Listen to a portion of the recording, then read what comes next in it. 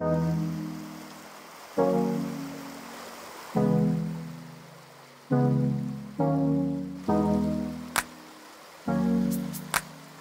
tout le monde! Cette semaine, à nouveau sur la ligne, c'est avec beaucoup de plaisir qu'on vous accueille dans la vallée de la Jacques-Cartier. Toujours en compagnie de mon expert pêcheur Guillaume. Ça va? Ça va très bien, vous autres? Yeah! Écoute, la vallée de la Jacques-Cartier, selon moi, c'est un des plus beaux spots à Québec. Un endroit où on peut profiter d'énormément d'activités. Évidemment, aujourd'hui, on est là pour la pêche. Exact. On reste sur la truite, comme à l'épisode précédent, mais avec un niveau de difficulté un peu plus élevé. Oui, on va augmenter un petit peu le niveau de difficulté. D'un sens, on grossit de rivière, on fait à peu près du x4. On est passé d'un ruisseau à une belle rivière, la rivière Jacques-Cartier. C'est extraordinaire, c'est un super beau spot, mais il va falloir travailler différemment. On est monté en haut au kilomètre 30, on va essayer de profiter de la rivière au maximum, descendre de fosse en fosse, puis essayer de couvrir le plus de territoire possible pour réussir à trouver les endroits où le poisson va vouloir répondre, où le poisson va être là, va être actif, peut-être prendre de très belles truites. Si on est ici aujourd'hui, c'est évidemment parce que c'est un endroit intéressant pour la pêche, mais également la vallée de la Jacques-Cartier fait la promotion de la pêche. Ceci dit, puisqu'on est dans un parc qui appartient à la CEPAC, en plus de votre permis de pêche régulier, vous allez avoir besoin d'un permis de pêche journalier que vous procurez au chalet parce que si vous l'avez oublié puis c'est au kilomètre 30 que vous vous en souvenez, ça se peut que vous trouviez ça un petit peu plate, puis ça va vous retarder dans votre journée. Puis avant qu'on parte, dans le fond, puisque les gens de la Tulipe nous offrent gracieusement du matériel, quand on parlait d'équipement d'entrée de jeu, clairement que je pensais à canne, moulinet, fil et accessoires. Exact. Mais aujourd'hui, tu m'as amené un shirt parce qu'au dernier épisode, vraiment, j'ai cramé au soleil. Exactement. Fait que je t'ai apporté, ce qu'ils appellent des gilets de protection. Ça agit comme une crème solaire 50. Quand même.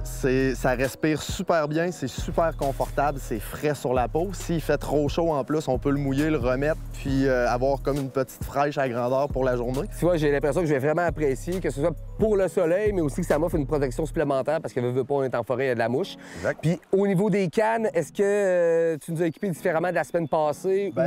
D'un sens, je vais te faire commencer un petit peu comme la semaine passée. La semaine passée, on était en petit ruisseau. Je te faisais travailler seulement avec une petite bobette compagnie éthique.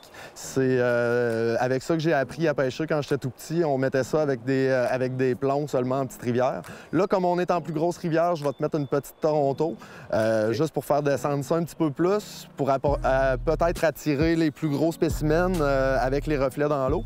Puis moi, j'y vais avec une cuillère tournante. Je vais y aller avec des cuillères tournantes de marque MEPS, qui sont des Ultra Deep avec une petite mouche au bout. J'aurais pas besoin de mettre de verre. On va voir comment ça fonctionne aujourd'hui. Si j'ai à me remettre au verre, je me remettrai au verre. Puis si j'ai à équiper Francis de ses petites cuillères, on le fera. On va pêcher puis on s'ajustera selon la réaction qu'on a. Exact. Bon, bien, excellent. Fait qu'on lance plus sur les équipements. On ajustera aux besoins selon la réaction. Puis là, comme il y avait déjà des pêcheurs qui ont commencé à travailler dans les fosses, on est mieux d'y aller. On va mettre une ligne à l'eau. Let's go. On y va.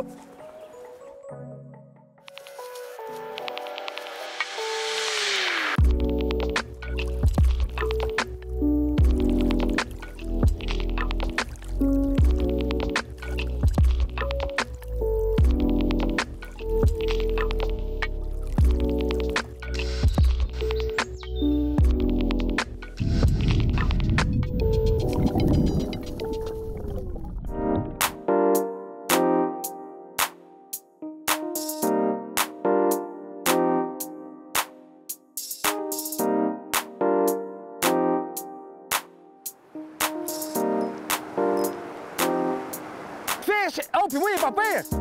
Oh, une belle truite! Oh, yeah! Oh! Bon, ben là, Francis, tu vas faire attention! Là, la prochaine fois, tu vas la garder un petit peu plus longtemps à l'eau. Tu avais vraiment une belle truite. C'était un petit peu plus gros que ce qu'on a pris la semaine passée. Là, tu vas t'assurer de bien profiter de tes poissons.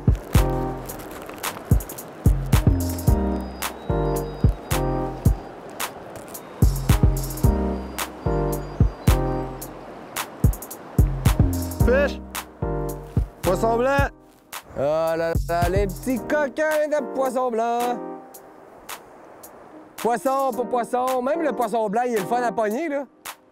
C'est juste plate parce qu'on pourra pas le manger à la fin et on pourra pas le cook, mais au final, lancer sa ligne puis avoir de quoi au bout, c'est le fun. Bon, on est encore sur un poisson blanc. Ce qu'on appelle aussi la huitouche.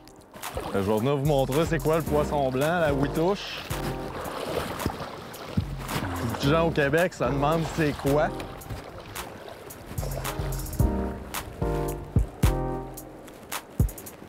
C'est vraiment un petit poisson blanc. Une robe un petit peu dorée, le bas du ventre qui est vraiment argenté. La queue un peu comme une petite grise. La huitouche.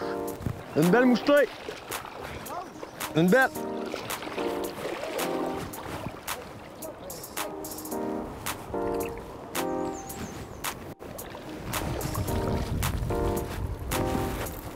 Elle va-tu passer dans le net? Oh, pareil! Pas besoin du net! T'es sûr que tu vas détacher de suite? Oui. Me semble on a perdu quelques-uns de même. Wouh! Belle grosse mouchetée par Guillaume, durant ce temps-là, chasser les papillons. Yeah! Livraison de verre de temps, monsieur? T'as des verres? Des verres? Des verts, des bruns, des petits peu mauves.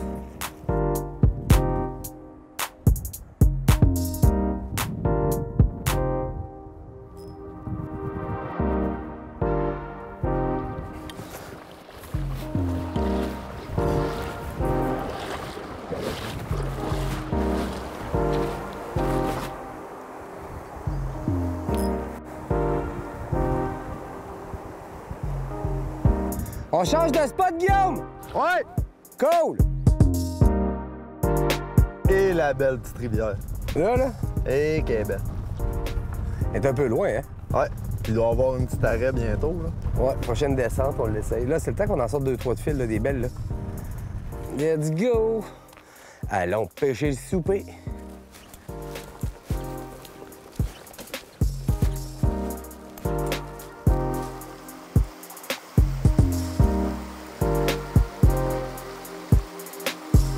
Bon, mais mon Francis, je viens vraiment de nous trouver un beau petit spot. Ça fait 2 truites en ligne que je sors, puis j'en ai vu d'autres sortir.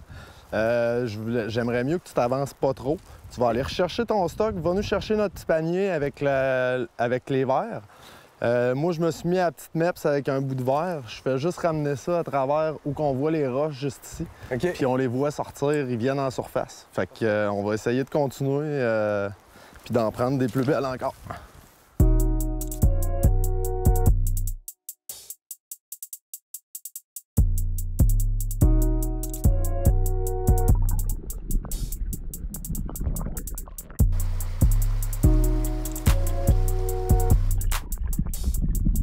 Ça fait à peu près 10 minutes qu'on est là, puis je pense que Guillaume est à son 3e poisson, là.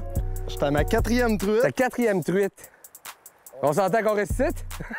Je pense qu'on va rester ici. Je pense que c'est ici qu'on va sortir le lunch parce que c'est encore une belle. Wow, yeah, bravo! Puis moi, de mon côté, ben là, vu que je me faisais trop manger par le poisson blanc, Guillaume a changé d'hameçon.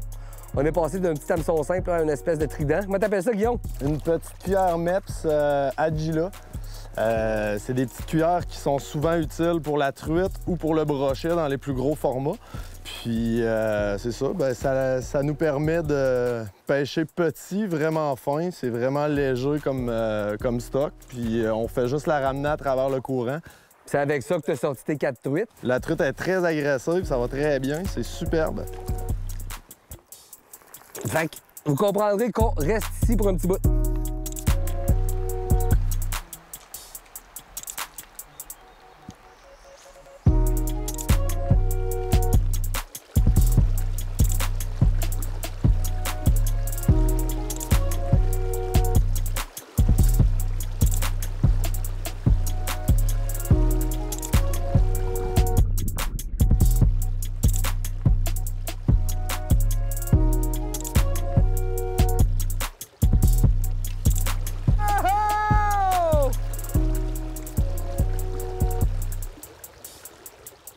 Oh, wow! On la garde, elle est belle, elle était pour ça.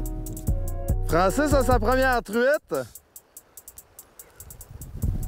On va la conserver pour le short lunch. J'ai encore une belle truite. Ah là là! Ah non, là c'est un blanc. Bon, ton tour. J'ai un beau blanc, par exemple. Un gros blanc? Hey, regarde la canne comment qu'elle plie. Ouais. Regardez la canne. Tu sais, fait que tu le vis le moment, là. C'est un poisson envahisseur. C'est un poisson qui se reproduit hyper vite puis qui mange les os de la truite. Tantôt, là, c'était un gros blanc, mais ça demeure quand même pas loin du plus gros poisson que j'ai pris dans toute ma vie, là.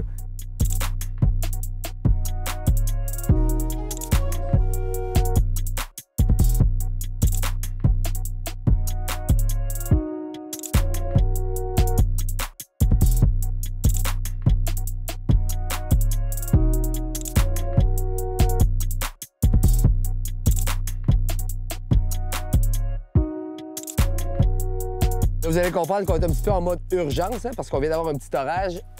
On profite d'un accalmie, en fait, pour faire ça rapidos, là. Fait que Guillaume est en train de nous faire les filets de truite. Exact. Là, ce que je vais vous préparer, je prépare une petite recette que ma tante nous préparait lorsque j'étais petit pour nous faire apprécier la truite quand on ne connaissait pas ça.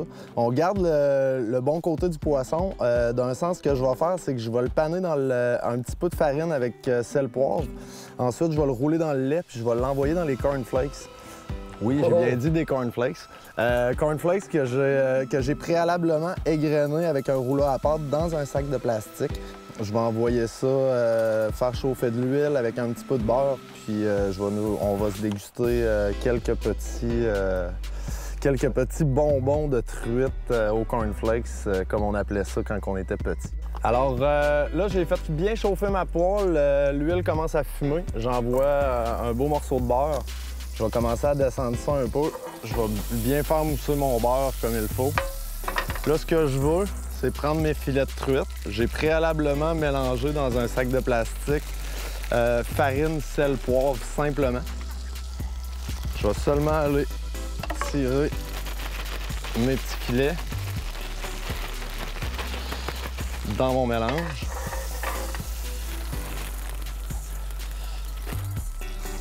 Puis Les cornflakes direct. les cornflakes directement.